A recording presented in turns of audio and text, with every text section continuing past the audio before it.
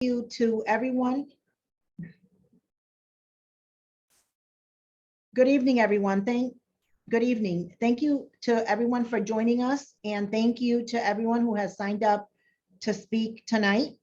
I am Council President for the Court of Common Council, Mally Rosado, and my council colleagues will be joining shortly. The council is here to hold our annual hearing for the Neighborhood Assistance Act, also known as NAA. The NAA is a program run by the Department of Revenue Services. It offers a corporate tax credit to businesses who donate to nonprofit organizations to support activities approved under the program. The council's role is to act on behalf of the city of Hartford to do three things. First, the council holds the required annual hearing. Anyone could come to the hearing to advocate for approval of an NAA application or to speak against approval. Then the council reviews all the applications that were received. Finally, the council acts to approve submitting the applications to the Department of Revenue Service. The Office of Central Grants handles the administration and supports the council in these proceedings. They are here tonight to answer any questions you might have. I will also like to recognize Mr. Ronnie Vasquez and Ms. Cheryl Horowitz, who have worked behind the scenes to help this hearing happen. Thank you both for your dedication. As a reminder to everyone, this meeting will be broadcasted and recorded by the Hartford Public Access Television and will be made available on their mediums, which include hartfordpublicaccesstv.org, Facebook, YouTube channel, channel 96 for Comcast Xfinity customers, and channel 6032 for our Frontier customers. But before we begin, I understand that the Central Grants has a brief presentation.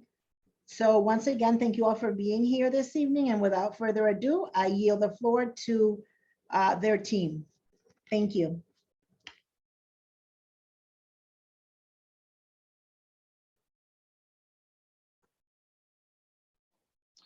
Good afternoon, Council President Rosado, fellow council members, and all attendees of this public meeting.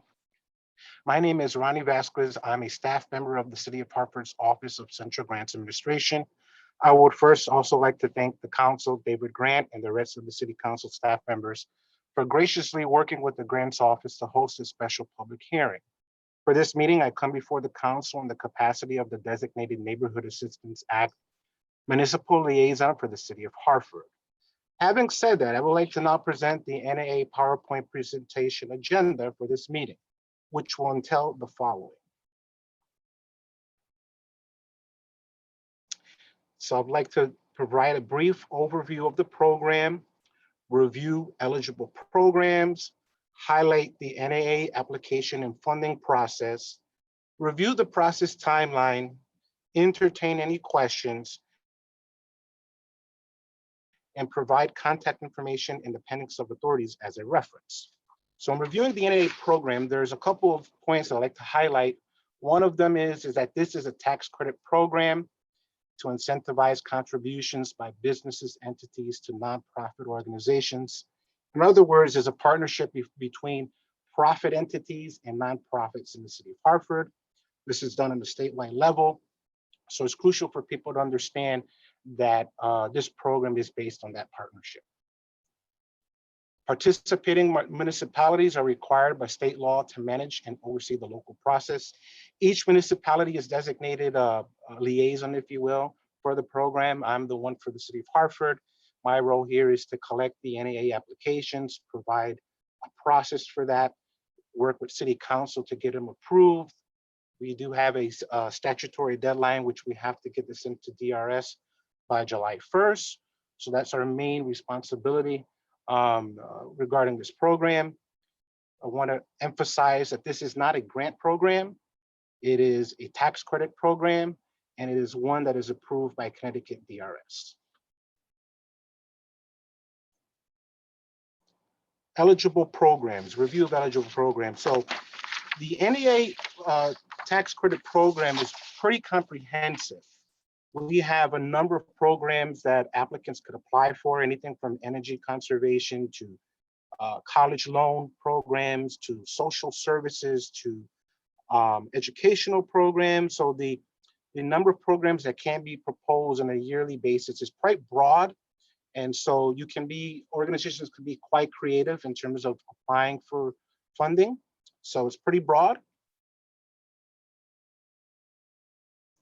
Now, regarding the application process and funding process, to be eligible to apply, you have to be a tax exempt organization. The way that you apply is you fill out an NAA-01 form, which is provided by the state, and we provide it to anyone who's interested in applying. For this program year, we began our application process March 15th, and we gave applicants until April 18th to apply, so a little bit over than a month. Applicants had the opportunity to submit their applications. Another duty that we have that we're doing today is having this public hearing, which we briefly talk about the program and we allow for public commentary. And as I mentioned before, we have a statutory deadline of July 1st. After that process has been completed, the state will review all of the applications on a statewide level. And by September 15th of each year, the NAA, the state will produce an NAA approved program list. And this is a list that they publish on their website. And it's basically just saying, we've received all of these eligible programs statewide. We review them and we say that they're eligible for funding. So I want to highlight that because a lot of people look at the city council approval list, they look at this list that's produced by Connecticut DRS and they think, oh, we're awarded funding. And it's not the case. It's just a process, if you will, to improve the eligibility of your program so that businesses can review them and pick them for funding. So that's a very important part that a lot of people get confused. Moving on here, we see that businesses, entities are eligible to receive tax credits. So the exchange between the profit entities and the nonprofit organizations is that based on this partnership, the businesses can receive tax credits for those programs that they fund. Now, the way that businesses go about doing this is they have to fill out their own form. It's called an NAA-02 form, and they have to apply directly to Connecticut DRS between September 15th and October 1st each year. That's a very small window opportunity, if you will, for business entities to apply. It has been recently changed in the last 2 years where now all of that is done online on Connecticut DRS's website. So if you're an organization and you have a partnership with a business and you've been working with them to apply to support your program, it's crucial that you let them know that they have this limited window of opportunity to apply. Okay, it's a very small window of opportunity. So it's crucial that they do everything online in a timely basis. After this is said and done, the state will produce an approval letter to business firms to make qualifying contributions.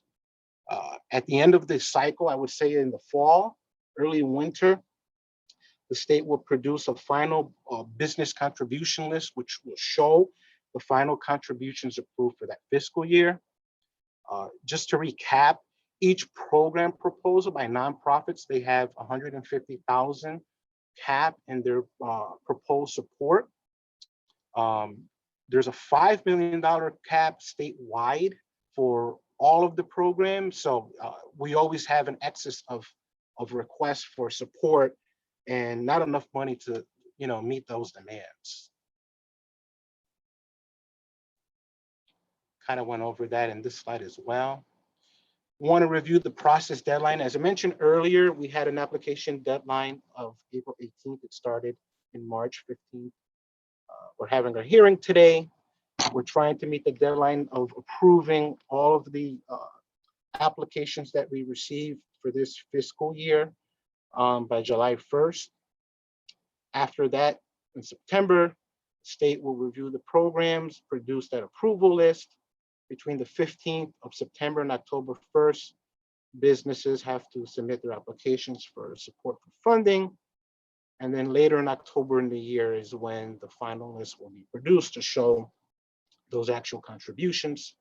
One point that I like to add is that if any organization receives funding of more than $25,000, they have to submit later at the end of the program year, and the state will give them actually 2 years to complete their program. But at the end of those 2 years or sooner, they have to do an audit, a post-project audit report.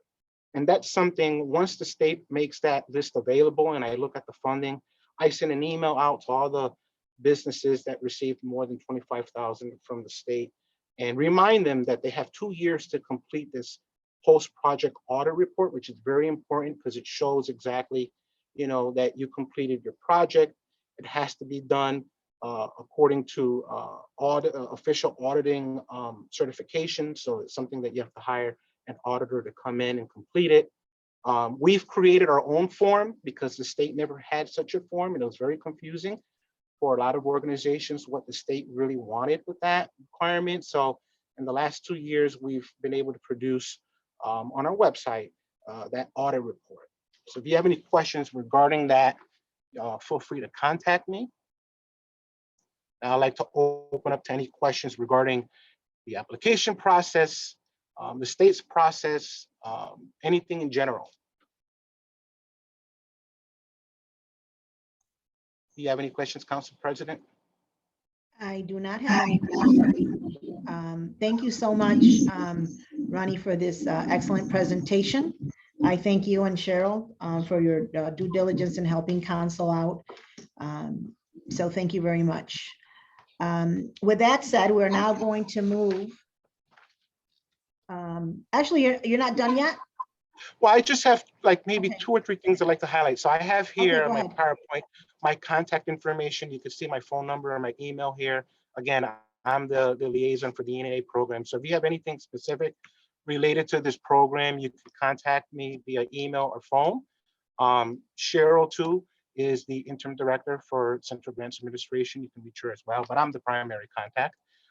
Thank you again for everyone attending. And I have an appendix here citing some of the statutes regarding our hearing, and you'll find more information if you cite that general statute regarding the NAA program. I've provided links here to the state's website of all the different resources that are available. If you want to check it out, you could just Google Connecticut NAA and you'll see in the first result the state's website. Okay, so again, thank you, and feel free to contact me if you have any questions. Thank you again, Ronnie, for your presentation. So now we are going to move to the presentations this evening. If we'll wait for Ronnie to close down his screen so that I can see everyone on the screen. Wonderful, thank you. So first to present is Sarah Dante. Yeah, hi, good evening, everyone. Happy to be here. I represent the Village for Families and Children. The Village for Families and Children has been around for over 200 years. We are one of the largest mental health providers in the state of Connecticut. Last year alone, we served over 20,000 men, women, children, and families. Our application this year is part 2. We started last year with an energy efficient project to replace our rooftop units at our Village South location, which is located at 331 Wethersfield Avenue. It's approximately 50,000 square feet, and it provides vital programs to those in need with adult, children, and family therapeutic services. Our foster care program is headquartered there. We offer financial literacy, career coaching, and more. It also houses an in-house pharmacy that is accessible to the surrounding community. We have approximately 175 full-time staff who work out of this location that serves just about a little less than 10,000 annually. The building was retrofitted from an old trolley barn in the early 1900s and is listed on the National Register of Historic Places. The 4 rooftop units are over 20 years old and they're no longer energy efficient by today's standards. We need these rooftop units for cooling and heating in the wintertime, and they are costing the village approximately $201,000 a year in energy costs. By replacing these units, we anticipate a cost savings of more than $58,000 per year, or close to 30% annually. So we hope to raise much needed dollars for this so that we can complete this and to be energy efficient to be able to have more money to help more people who need it. Any questions? No questions. Thank you so much for your presentation. Thank you for having me. Next to speak is Manny Martinez. Thank you, and good evening, everyone. Thank you, Council President Mally Rosado. My name is Manny Martinez. I am the Director of Development and Communications for the Chrysalis Center. Chrysalis Center's main campus, located in Hartford, Connecticut, is the organization responsible for the total administration of the program and management of all financial elements related to Phillips Village and Hudsonview Commons and its energy conservation program. Located on Hudson Street in Hartford, Hudsonview Commons is a supportive housing program of Chrysalis and consists of 28 one-bedroom units. Phillips Village, located in Vernon Rock Row, Connecticut, provides supportive housing to 21 formerly homeless veterans with on-site case management services, coordination of resources through the state's Department of Veterans Affairs, and employment-related support. As we look to continue our efforts of providing a safe and positive environment, there are significant areas of rehabilitation that will provide energy conservation and improve the safety, security, and quality of life for those living at Hudsonview Commons and Phillips Village. Due to the age of Phillips Village, the rear patio entrance area still has its original features. The replacement of both the rear door and windows, which is a large custom-built glass area, will supply energy-efficient door and windows, reducing the cost of heating and cooling within the village or the mansion. Replacing the heating system in the carriage house will allow for lower fuel costs for each of the 7 units through a reduction in gas costs. At Hudsonview Commons, there are 47 original windows that have air leaks, which allow drafts into the building. The new energy-efficient, well-insulated windows will keep extreme weather conditions from affecting the building's interior heating and cooling systems, which will improve the building's energy efficiency and allow for savings on future energy bills. If you have not been there, would like to visit, we would love to take you on a tour and just give us a call. And I also have my contact information I can provide as well. Thank you all for your time, and I hope you have a great night. Thank you, Mr. Martinez, for that presentation. And duly noted, we will take that invitation into notice. Thank you and have a great evening. You as well. Thank you so much. Thank you. Next to speak is Vicki Gallen-Clark. And I just want to recognize that Councilman Nick LeBron has joined us. Good evening, Councilman. Ms. Gallen, you have the floor. Yes. Can you hear me? Yes, I can hear you and I can see your presentation. Okay, great. I would like to, first of all, thank you, Madam Chair, for this time. I would like to also thank the rest of the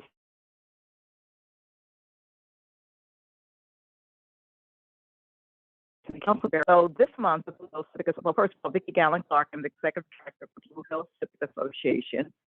This month, we are celebrating our 60th anniversary of following the model of serving youth, family, and community. And so back in 2019, the Blue Hills Civic Association submitted an application to the state for some state bonding funds, which was approved this year. And so we will be undergoing a major renovation of the building that we're currently in. It used to be the Webster Bank building located at 410 Homestead Avenue, 1,000 square feet, 70-year-old plus building, expanding it by an additional 3,000 square feet of new construction. This expanded location will help us serve more youth and their families. It will also allow us to actually offer the community space for various functions and for us to expand the training that we know that is needed in our community to empower residents and get them ready for high demand jobs in the workforce. And so we are asking the City Council to approve the eligibility of our request so that we can, this building, 70-year-old building, can have energy efficient upgrades that will be badly or sorely needed. And I'm going to stop there because I'm going to give the rest of my time to Ralph Knighton, our economic development consultant, and he'll go into a little more technical detail. So thank you so much. Thank you, Vicky. And so now, Mr. Ralph Knighton, you have the floor. Good evening, and thanks for holding this particular hearing. I'm speaking on behalf of Blue Hills Civic Association's application. As Vicky said, we look forward to renovating the 410 Homestead Avenue facilities to make it energy efficient, as well as provide an array of services to children, adults, and seniors. The organization has been very involved in North Hartford for a number of years, as stated earlier, and we want to be able to expand our services, have an energy efficient facility, and basically do the things that are challenging to that community at this point in time. So with your approval, we'll be able to expand those services and really provide job training, employment activities that are required by the local businesses and things, as well as improve the quality of life for a lot of those residents. Thank you. Thank you.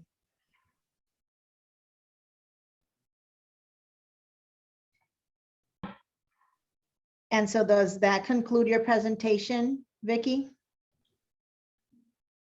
Yes, I believe Angela is going to show some slides if she's not already. I can't see since I'm on my phone. Yeah, so I did see the slides. We did see the slides. Okay, maybe Victoria can speak to them. She's our president. So maybe Victoria can speak to the slides since I can't see what's happening. Okay. Can everyone hear me? Good evening. Yes. Yes, thank you, Madam Council President.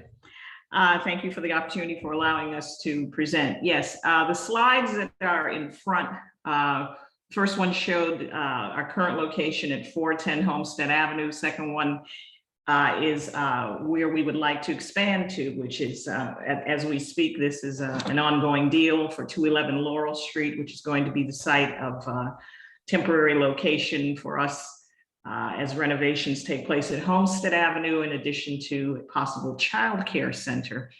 As the next slide shows our estimated expenses for both locations for our fiscal year, as well as projected income, including to what Vicky spoke about, our executive director, the state bonding commission funds, in addition to BHCA's unrestricted funds. So what we're looking at is obviously the energy conservation, as both Ralph and Vicky mentioned, a building that is built in 1950, which is, if my math serves correctly, at least 70 years of age, needs obviously to be brought up to code. And you can imagine with age, things break down and need to be replaced. So again, I would add on and say that this, if we are able to receive this credit, it would again allow the further expansion of our organization's reach to train individuals for upward mobility and self-sustainability, and also could enable us to continue to serve the city of Hartford and its residents through the multi-generational programs which Blue Hills Civic is known for and offers to the community. So hopefully we can be around for the next 60 years. So I thank you very much. And I'll turn it back over to you, Madam Council President. Thank you. Thank you. Thank you all for your wonderful presentations. Next to speak is Zachary Mullins. Do we have Zachary here on the screen?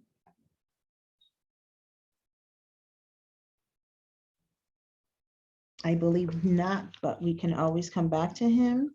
Larry Starks.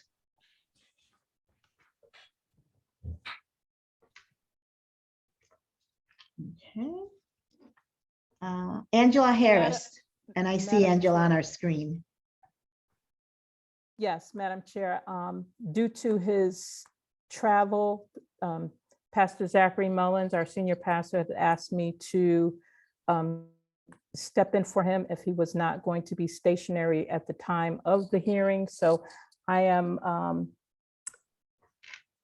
very much willing to speak on behalf of Phillips Metropolitan Christian Methodist Episcopal Church located at 2500 Main Street. And on our campus, we house the Phillips Health Center, 2550 Main Street, as well as an extended parking lot south of the church building. Presenting this evening, the Neighborhood Assistance Act application for the Phillips Energy Conservation and Public Safety Project. The church building, the Phillips Health Center, which housed several other nonprofit organizations, and an overview showing the substantial south parking lot, which we currently have allowed the city to use for emergency parking during the winter months when parking isn't allowed on the street for our neighboring residents. 2550 Main Street was acquired by Phillips in 1996 and built out first as our sanctuary, but later on as office space, classroom space. We once housed the Hartford Adult Education Center in the North End. The building was built in 1960, and we are looking to upgrade many of the systems, the HVAC systems we have on the roof. We have about 16 units, and on the ground, 4 units, which are in need of repair and replacement. As mentioned, during the winter months, we are very willing to have the neighbors park on our empty lot. However, currently, as it is undeveloped, it has insufficient lighting. So this project would allow for us to light the lot so that residents remain safe and can see what's happening. Altogether, the $150,000 would be used between the 2 buildings. There's also a couple of units at the church building, HVAC units that may also be in need of repair. So all told, we would be contributing a substantial amount towards the project, but the $150,000 would help offset the maintenance, allowing us to keep affordable rents for our nonprofit tenants, and we would appreciate your support. Thank you.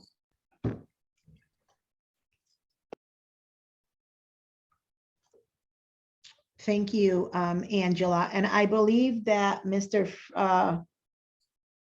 Fred Phillips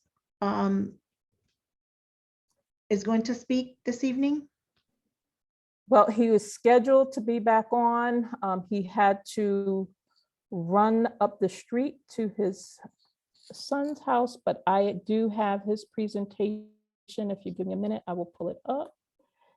Sure, and if you want, it's 5:43. We can wait until 5:45, and then if not, then you can just do the presentation. I'll leave that up to you, but I am in no rush. And I want to acknowledge Councilman Sanchez, who's joining us. Good evening, Councilman Sanchez. Thank you for joining us this evening.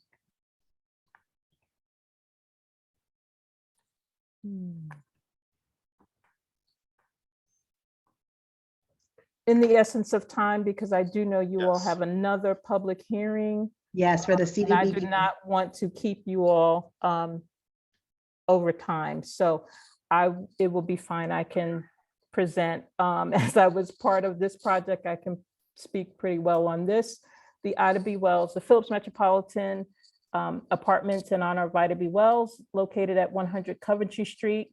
It's a 3-story facility with 40 units of senior housing. It's HUD subsidized. It opened in 2005.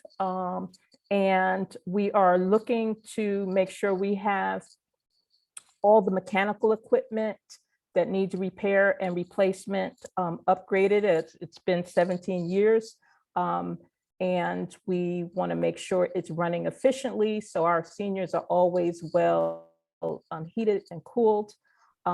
We have an outdoor air conditioning unit, We have 2 furnaces on the interior in the mechanical room, a couple of water heaters, a couple of heat exchangers that again will be replaced and actually upgraded to variable speed heat exchangers, which will allow even a higher level of efficiency for use in the building. Again, all told, $150,000. The actual expense is beyond that. So again, we would be looking to have these funds subsidize the expenditures so that we again can maintain affordable rents. Our tenants are 62 years and older. Most of them are on fixed incomes, and we do not want to have to look to our tenants to raise rents to get this project done. So again, your support would be greatly appreciated. Thank you. Thank you for that wonderful presentation. So I am going to ask that each and every one of you send your presentations over to David Grant so that we can share them with all council. And this recording will be, like I stated before, it's been recorded and it will be updated to all the mediums on social media. So do any of my council colleagues have any questions for any of the members or wish to address any Yes. of our individuals here? Go ahead. Yes. Go ahead, Councilman Sanchez. Angela, thank you for your presentation. My apologies for getting out a bit late. I had connectivity issues. But with this grant, I mean, what's the total cost to get this HVAC operating correctly and serviceable? So we're looking to phase the projects because obviously you can't shut all the systems down all at once. You have to have some of them working so that you do have some heat and hot water while you replace the units. Right. And it's something that we can phase over the course of a few years. So actually we'll be looking to come back to you in subsequent years to get the projects done. Now, do you have, I'm sorry, I don't mean to cut you off. Go ahead. So do you have 3 units or 2 units? And the reason why I'm asking is that some facility have 2 units, so that while one is operating, the second one's at rest, and they rotate the system, the units, so that each one puts in the correct amount of hours, but it gives the other one a break, so that if one breaks down also in severe heat or burnout or what have you, then I see here it looks like you have 2 units, right? Yes, there Okay, is redundancy in all the systems, absolutely. Awesome. That's great, because if one breaks down, the other one will pick up while the first one is, the broken down one is repaired. That's great. Okay, thank you. Appreciate it. You're welcome.